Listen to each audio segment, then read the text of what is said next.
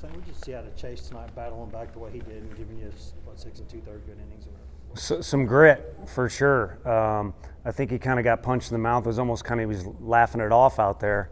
I know there's some big UFC fights tonight. Usually when a guy kind of laughs or shrugs it off like it didn't bother him, it kind of did. So, no one wants to give up a lead early or get hit hard, but it does happen, in particular in this league, and these guys have done it to us 2 nights in a row, and you got to respond appropriately. And I think he gradually did, but it honestly kind of looked like it was going to be a replay of last night where we'd go to Kirby Canal really early in the game and take our chances there. But the way he kind of found his groove, I was just speaking with John Wilkerson. I wish I could tell you the couple hitters it was, but it wasn't the hitters, it was him, the way the ball was coming out.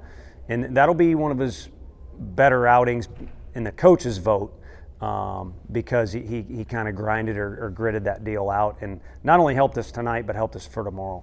How important was that gritting it out, just given how many guys y'all had to use out of the bullpen yesterday? It's kind of dangerous to do what we did yesterday 2 days in a row. And I don't say this in a brash fashion, and maybe if we would have lost the game, but I think we got the guys to do it down there. The way Ben Joyce takes care of his body is insane.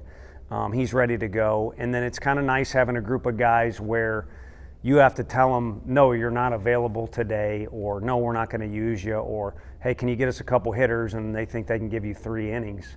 I'd much rather fight that battle than a different one. So I think Coach Anderson helps our guys. We play it fairly conservative at the beginning of the year, so I think we're in a good position to do things like that if we have to, but it certainly is not ideal or plan A. Last 2 nights, it's taken the bats a while to get going. Was it anything that you all are doing, seeing anything different from them, or just kind of having to find a way to get going? No, Miles was really good, and then tonight was reminiscent of our first night in Oxford. Gaddis is really good too.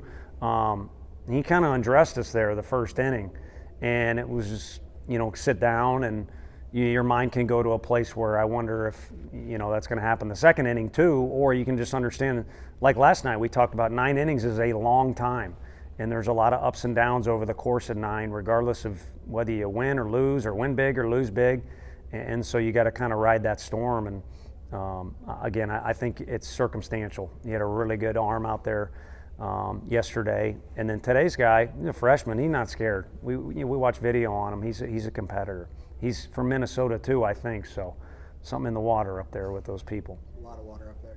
Yeah. What have you seen from Mark McLaughlin to kind of cement his role in the bullpen that he's had lately? I think and he might have been, if you ask him, he's the guy that when he was a freshman, we played Clemson in the fall, I remember, and he got out of the inning with a runner at third, and it was just kind of like, wow, we've had Crochet, and we've had a couple other guys, I think maybe Stallings. We had some good arms go, and it was like, that kind of might have been the best looking couple outs in a row, and that was, again, back when he was a freshman. And that's when we said to ourselves, this guy's going to be a very helpful piece of the puzzle now, and then he's going to be a very key piece of the puzzle down the road. And for whatever reason, maybe we held him back a little bit, or maybe he scuffled in those scrimmages in January and February. But I think he's talented. I think he wants to be really good. He's another one of those guys that always makes sure he's got his stuff in order. And it's fun to watch him right now because he's where he needs to be. Jordan got his first career Grand Slam tonight. Just what was that like for him, especially because it kind of felt like the crowd could feel it coming? Yeah, the crowd was calling him a bunch of names when he was on deck, and I think he was having fun with it more than anything, which is great. You need to be relaxed to an extent to play this game, but his presence in the box was really good because he kind of came up in some key situations. And again, as a coach, you're trying to be smarter than you really are over there and predict what's going to go on, and just you felt good about his presence in that at bat in that moment. But also our hitters had kind of grinded through to get us in that situation to wear down the opponent a little bit, and then the crowd was into it. And you kind of had a few of those moments where you're in the dugout, you want to focus on the task at hand, but you had a few of those moments where this is that vibe that was going on last year. They got people really excited, and the people that were already at the park were having fun, and then other people around town or watching on TV are like, wait a minute, I want to go be a part of that. And you kind of got that vibe a little bit. And you got it in, my dad's from Chicago, in Chicago Bear weather. So it makes it that much better, or we appreciate it that much more.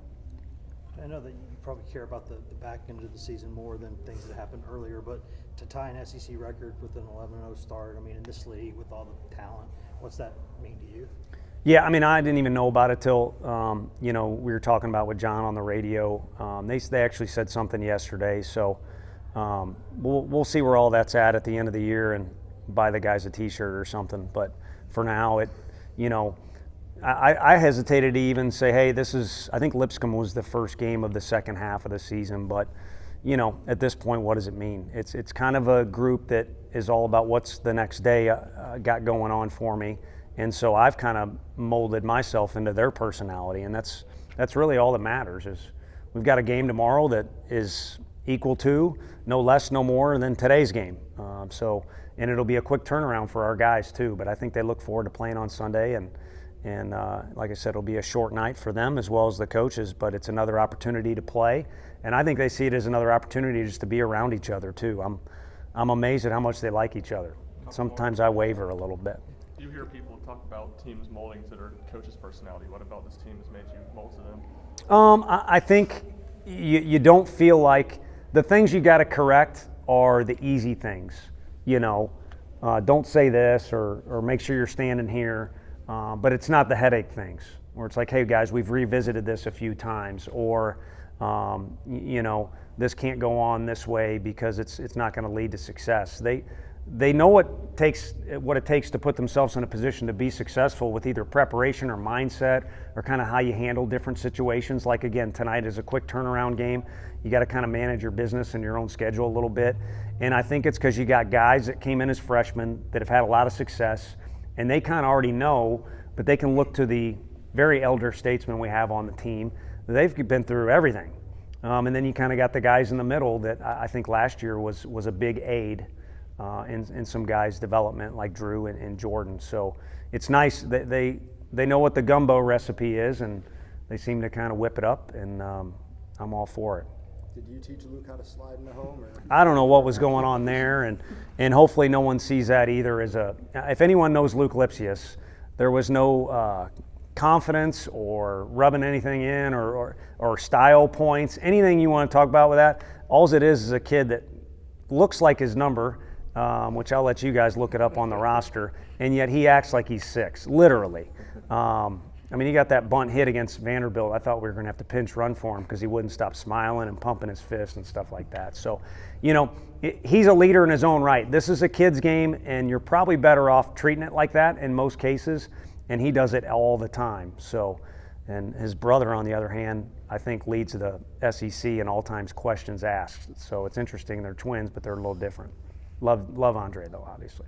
Coach, the success of the bullpen and the win against the alma mater, you think that seals the deal for the commitment for your buddy Max Scherzer's son 17 years from now?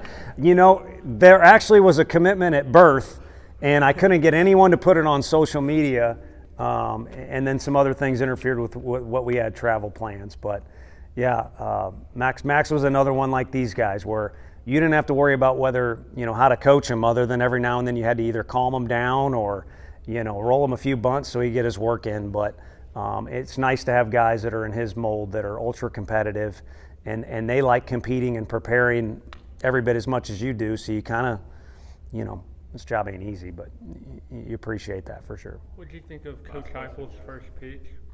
It was good. So one of our knuckleheads, it was a coach, because I've educated our players on who he is. I won't say what coach. It's a younger guy. And he said, he's southpaw. I was like, dude, you've never seen this guy throw a football?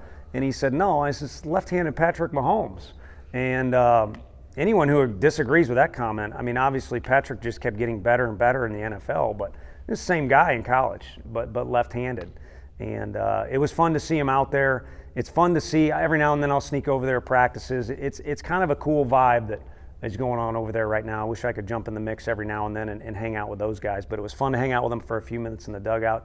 And it was a strike, which isn't easy because Kirby Cannell is definitely not a professional catcher. So he's got one up on Peyton Manning right there, if I can say that.